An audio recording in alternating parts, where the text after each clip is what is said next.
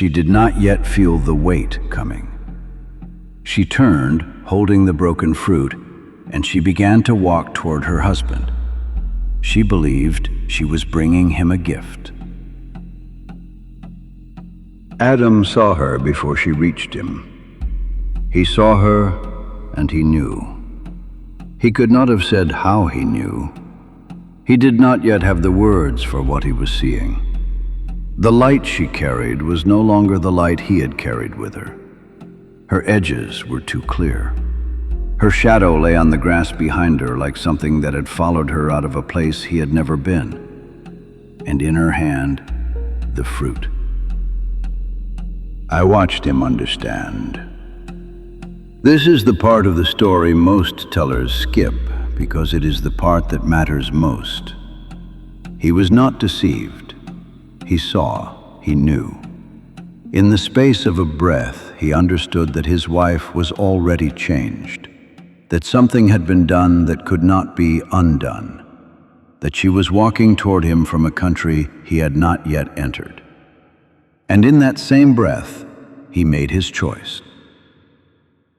He could have refused her. He could have fallen to his knees before the Creator and begged.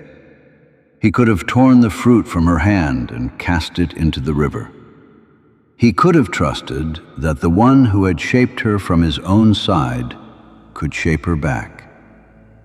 He did not trust. This was the failure beneath his failure.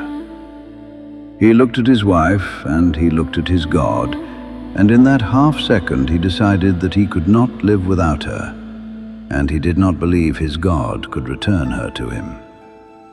He ate not out of love, he ate out of unbelief. He chose the woman he could see over the Creator he could not. This is the sin every man has inherited from him, not the fruit, the calculation. And then it came, the weight, the knowledge they had wanted. It was not the knowledge of a God, it was the knowledge of a mirror. For the first time in their lives, they saw themselves. They saw what they were. They saw what they had just done.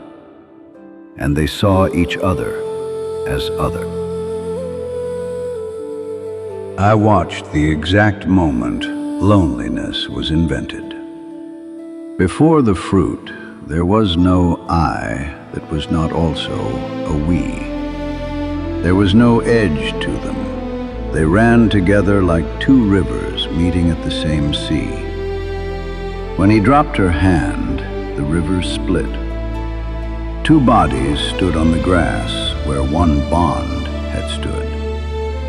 And each of them, for the first time, saw the other as something separate, something that could be blamed, something that could leave. They looked down at themselves. They had always been naked. They had never known it. Nakedness is not a body without clothing. It is a self without covering. And they had never had a self before. Now they did. And they could not bear to be seen. They reached for the leaves of a tree. Think on this. They had just broken the word of the Creator.